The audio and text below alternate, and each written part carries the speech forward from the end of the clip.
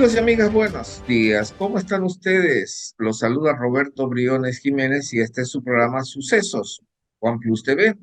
Hoy tenemos la grata visita aquí a través de las cámaras de Zoom del ingeniero Oscar Ayerbe, analista político, que es una persona a la que yo particularmente he admirado muchos años por su recto proceder y por su trabajo.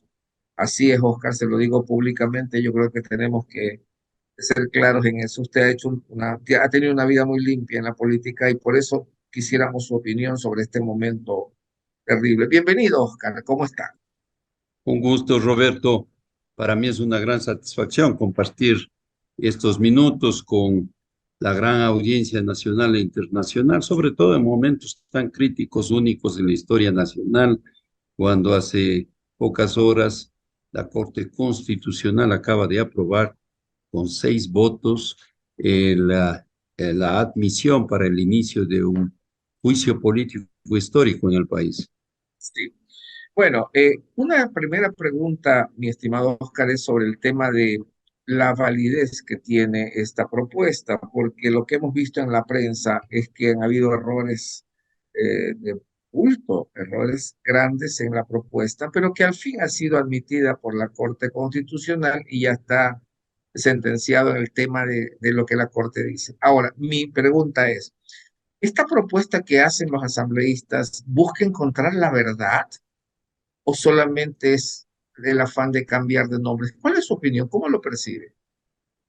Yo creo que los ecuatorianos vamos a ser testigos de un proceso histórico de diría, más de 90 años, que un presidente ha sido enjuiciado por un Congreso o una Asamblea Nacional.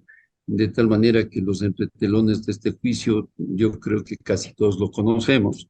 Lo importante es que los procedimientos que se van llevando a cabo están ajustados a la Constitución y por ende el procedimiento de la recolección de firmas, de la aprobación del CAL, que ya fue un verdadero escándalo, todo lo que eso significó, errores crasos que jurídicamente esto representaba, y finalmente que la Corte Constitucional haga conocimiento de este petitorio y finalmente con 6 votos lo acepte y lo envíe para que proceda con el trámite de la Asamblea Nacional, iniciando este proceso con la Comisión de Fiscalización.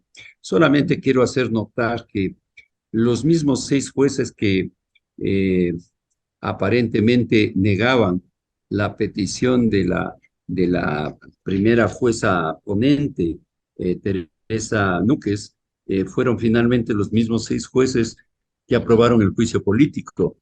Pero lo curioso de este tema es que hubo tanta filtración, tanto entretelón en el escenario, que evidentemente la posta tenía informaciones mucho más rápidas y contundentes antes de que se produzcan los hechos. Es decir, esto estaba ya determinado antes de que llegue el expediente que supuestamente tenía que enviar el CAL con las peticiones de juicio político, y por lo tanto ahora ya sabemos contundentemente que esto estaba perfectamente ya sincronizado, cocinado y determinado. Ahora vamos directamente a lo que va a suceder en la Comisión de Fiscalización. Ya. Oscar, eso significa que la Comisión de Fiscalización del Congreso le va a dar la apertura para que luego, si es que lo deciden así, que es lo más probable, haya ya una votación previa a un debate, ¿no? Creo que también la Comisión de Fiscalización tiene ya un protagonismo preestablecido. El correísmo tiene un número de votos determinados, tiene 3 ahí perfectamente identificados, y por lo tanto esta mayoría que se requiere de 5 votos tiene que ser la que va a dilucidar finalmente el destino de este proceso. Si la comisión no aprueba el petitorio que se ha interpuesto ya jurídicamente a la Comisión de Fiscalización, se archiva, y si tiene 5 votos entonces el Pleno tendrá que abocar conocimiento y el procedimiento ya está establecido tanto en la Constitución como en la ley. ¿En qué momento el presidente, para salvarse, puede sacar el as bajo la manga, ¿no? Del tema de la muerte cruzada? ¿En qué momento podría ser? Yo creo que en cualquier momento, eso Ya, no hay discusión. Hay dos causales que determinan un enorme espacio de discrecionalidad para que el presidente pueda en cualquier instante tomar esa decisión. Yo creo que eh, conociéndole a Henry Cucalón como le conozco tantos años, me parece a mí que él va a encabezar con toda solvencia técnico-jurídica y experiencia legislativa, fue 8 años legislador, de tal manera que va a ser el principal gestor de la defensa del presidente de la República en este proceso y vamos a mirar sus actuaciones con absoluta severidad, palabra por palabra, porque mi estimado Roberto, muchas veces los actores políticos dicen las cosas que realmente va a pasar y suceder cuando no dicen nada. Es los términos de los entretelones, el de lo que silencio van habla, hablando. el Sí, silencio habla. van dando un discurso, pero en realidad, a través de sus palabras, en el fondo es lo que realmente va a suceder, pero no lo dicen abiertamente, unas por estrategia y otras por sabiduría y experiencia, de tal manera que en este contexto yo estoy convencido que el rol protagónico tienen, en mi opinión, tres sectores. El uno, el presidente de la Comisión de Fiscalización, Fernando Villavicencio, que ya ha anticipado con meses lo que es y ha dicho muchas cosas en este idioma de entretelones, de tal manera que si alguien piensa que le va a ser fácil al correísmo en este escenario técnico jurídico, no lo va a hacer, porque él va a desviar sus atenciones a otros escenarios que van a cautivar la atención nacional en cuanto tienen relación que los mismos actores de este caso de peculado, presidente la están directamente vinculados con el presidente Correa y además Sí, con el presidente Moreno. claro, lo que también se observa es que las personas que han enfrentado el desafío de ir contra el presidente no son precisamente los cuadros mejor preparados, aparentemente, porque yo lo que escucho en la televisión, veo en la televisión, es que a veces no pueden debatir con gente solvente en la parte jurídica. El problema del gran porcentaje de asambleístas es su falta de experiencia Ujú. legislativo y peor jurídico y peor técnico jurídico y más aún constitucional. Ajá. Esto toma años, con experiencia propia lo digo, y por lo tanto muy pocos en esa comisión tienen la solvencia académica, técnico-jurídica, eh, etcétera, que demanda un juicio político de este nivel. El más solvente, en mi opinión, va a seguir siendo Fernando Villavicencio, porque él viene con más de cerca de 15, 20 años haciendo investigación sobre los temas que justamente va a tratar. De Sí, tal yo manera, coincido. Sí, de coincido tal con usted, manera que esto va a ser especial, sí. Oscar, pero ahí lo van a ganar no tanto la opinión. Ya no hemos visto eso muchos años, mi querido Oscar, que la dictadura del voto es la que gana, ¿no? Eh, Absolutamente. Por eso hay que diferenciar. Exactamente. Es Ajá, exactamente como percatamos que la constitucional, antes de que reciba el expediente, ya tenía una decisión tomada. Y gente podrán, ingenuo, aceptar cualquier otro criterio, pero sí es evidente ya en los hechos qué es lo que estaba sucediendo y por qué la posta tenía una al más alto nivel de tener información, que luego cuando sean curiosos que piden disculpas, pero al final termina haciéndolo en la comercialización exactamente igual. Si los votos existen, es decir, 5 va al pleno, no lo existen, va al archivo. Por lo tanto, se está dando aquí un solo voto, eso es todo. Aquí se está manejando si la decisión del legislador es la que va a definir. Significa que el país durante estas semanas que dura estos, estará a la que todos los cañones enfilados a eso. Por tanto, la economía se sigue deteriorando, el invierno sigue golpeando, los sicarios siguen matando gente. Es terrible el deterioro, Oscar. Nunca antes en el país de violencia, de inseguridad tan brutal, tan agresiva, tan criminal, está operando y casi todos en el escenario de una independencia. He visto yo, o el país ha sido, de un escenario de miedo interno de la sociedad, es decir, las personas eh, empiezan a tener temores internos que jamás el país en su historia ha tenido. Es altamente peligroso. Sí, No va a haber inversiones, no va a haber peores internacionales. eh, la economía tiene un colapso casi total.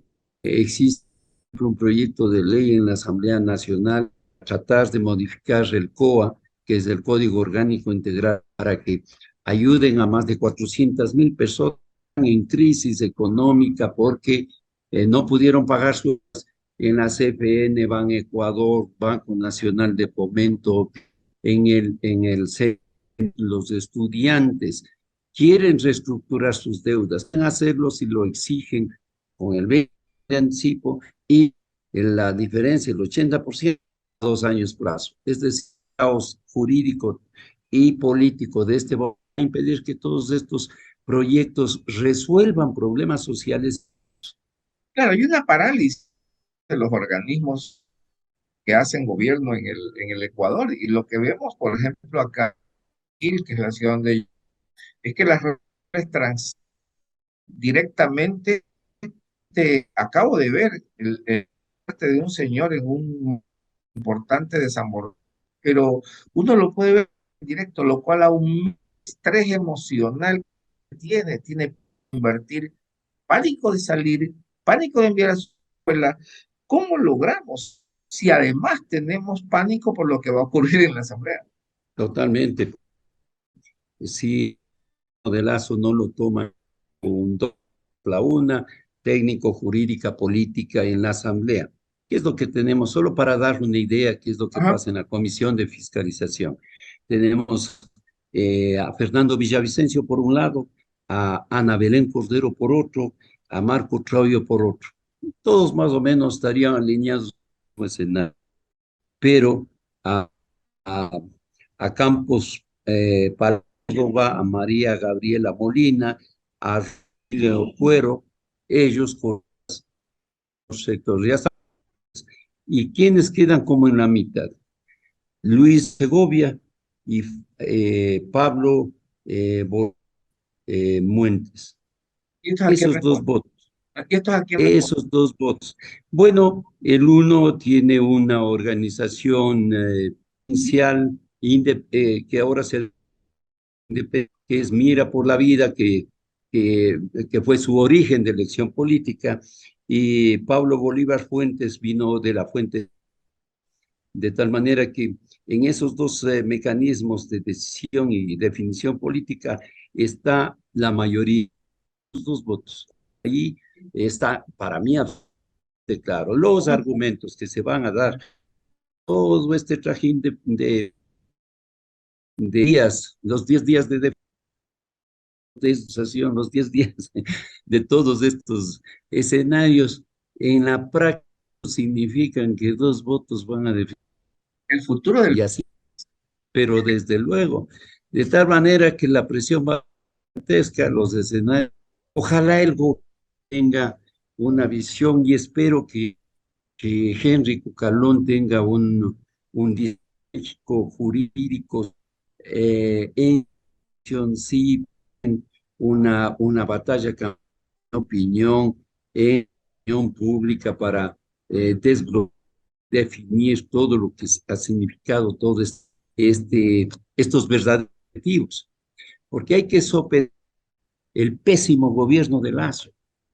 Lamentablemente, yo apoyé a Lazo el 13, 17, y la verdad, no por de Lazo per se, en contra de Correa. Eso nos pasó en la última del 2021, cuando el 30% nos unimos al 10% de Lazo, 10% de Nebot, para ganar la elección con el 52% y que él se convierta en presidente.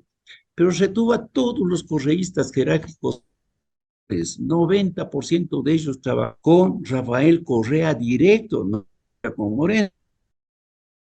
No entendió desde el comienzo cuál era el de Sí. los que apoyamos su candidato. ¿No percibe usted que también hay como una inacción, una decisión falta para como una tomar decisiones? Es, Yo creo que Lazo, un banquero que ha tenido éxito, y yo no quiero profundizar, pero sí el hecho de que acostumbrado a y tomar decisiones financieras, y en esa área tuvo éxito con la visión unitario, la visión de la externa, la visión de una acumulación de recursos, ha sido la más grande del país, cerca de 10.000 millones de dólares central. Y en cambio la visión social, la visión del empleo, del emprendimiento, la visión de la obra, de la generación, de la actividad, no se lo ha visto la magnitud que se requiere y así en dar es. solución inmediata a los problemas. Todo eso Y esa significa, es la lo que usted está dificultad. diciendo, Oscar, a mí me parece que también tiene que ver con el manejo de la comunicación. Porque si él pudiese manejar esto, pues, lo que fueron sus promesas de campaña para hacerlo, está comunicando en acción, está comunicándonos que no. Totalmente. Yo creo que en esta crisis, en este donde la situación es compleja y difícil para Guillermo Lazo, puede ser una gran oportunidad. Sabía. Suelte a las amarras, porque él tiene todavía cruzada. Yo creo, y lo digo con esa, yo creo que Rafael Correa y el correísmo tomaron la decisión de hacer lo que están haciendo antes de que se posesione Guillermo Lazo. Recordemos que ellos conversaban, recordemos lo de Yacu Pérez, recordemos lo que finalmente se develó en las grabaciones que ellos mismos la filtraron. Así que aquí no estamos entre inocentes, pero el hecho concreto, el hecho cierto, es que el correísmo tiene una estrategia brutalmente bien diseñada, que es arrastrarlo al piso, fi, figurativamente hablando, a lastimarlo, golpearlo, humillarlo, arrastrarlo, porque él se ha convertido en el eje primario, el más importante promotor a favor del correísmo, porque mientras más mal le va a Lazo, mejor imagen supuestamente lo debería tener el correísmo.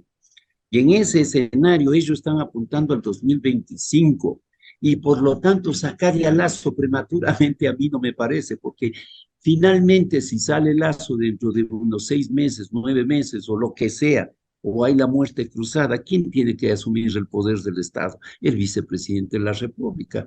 Y entonces confrontarán probablemente con un Borrero distinto, más pausado, diferente, y que ya no lo podrán votar, y ya no lo podrán criticar en los escenarios que frontalmente lo han hecho con Lazo, y por lo tanto terminarán el gobierno, no hay forma otra o alguna que pueda pasar lo que sucedió en otras circunstancias, que ya es historia, de tal manera que todos sabemos que cuando cayó y se dio el golpe de Estado con Lucio Gutiérrez, Palacio asume el poder y es el caldo de cultivo para que aparezca o no Rafael Correa. Esa es la historia del país.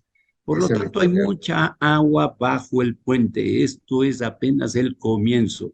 De los dos lados y de los dos escenarios van a suceder hechos que darán finalmente el escenario del destino del país. Lo primario, lo más importante, y esto es una gran advertencia nuevamente al país. Lo más importante para Correa ni siquiera es votarle al lazo del gobierno.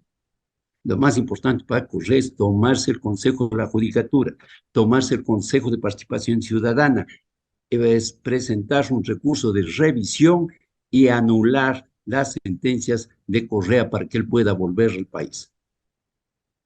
Bueno, en todo caso, aparentemente el presidente Lazo ha perdido su oportunidad histórica, ¿no le parece? Yo creo que sí, lamentablemente. Él tuvo todo para hacer todo, todo lo que significaba una gran esperanza para a la gran mayoría del país que respaldamos su candidatura y que no habrá un gobierno de origen de esos escenarios de la derecha, ¿no? Ni de Nebot, ni de Lazo, ni de esos sectores en los próximos 30 años. Esa es una realidad. De tal manera que el país tiene que estar absolutamente claro y consciente que nosotros tenemos que tener claridad. Primero, defender la democracia. Hay que cambiar la cuarta función del Estado. El país ya no soporta más fraudes electorales. Nosotros conocemos a fondo y voy a dedicar los próximos 2 años de mi vida a impulsar un cambio de 180 grados a todo el sistema de la cuarta función, que signifique garantizarle al país y a los ciudadanos que las elecciones sean transparentes. ¿Cómo podemos delegar a los jóvenes de 25 o 45 años que van o quieren participar en elecciones en 2025 si ya saben que va a haber un fraude? Fraude en el sistema informático, fraude en la falsificación de documentos como Pita lo encontró y lo demostró, y fraude en la adulteración de documentos cuando los miembros de las mesas receptoras del voto rayan los votos en blanco y anulan papeletas para perjudicar candidatos que ellos no quieren que ganen. Lo cual, lo que usted está diciendo, Oscar, nos pone la piel de gallina, porque de plano es una realidad que hemos vivido en las últimas elecciones. Las Por lo, amenazas, los gritos, la evidencia de fraude que ha sido dicha por las mismas autoridades. El país necesita una reinstitucionalización y creo que el presidente ha perdido su oportunidad histórica, ¿no? Aunque continúe en el poder.